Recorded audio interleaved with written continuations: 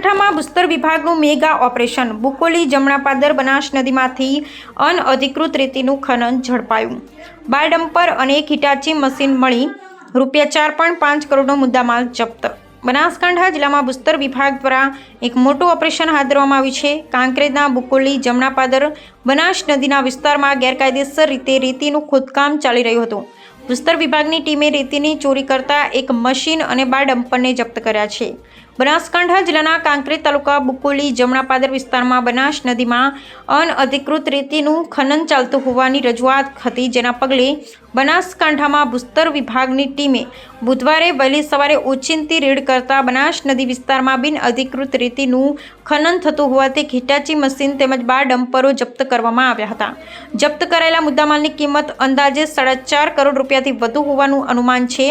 ભૂસ્તર વિભાગની ટીમે ખોદકામ કરેલા જગ્યાની માપણી પણ કરી છે અને આ ગેરકાયદેસર પ્રવૃત્તિમાં સંડોવાયેલા લોકો પાસેથી દંડ વસૂલવાની કાર્યવાહી પણ કરવામાં આવશે।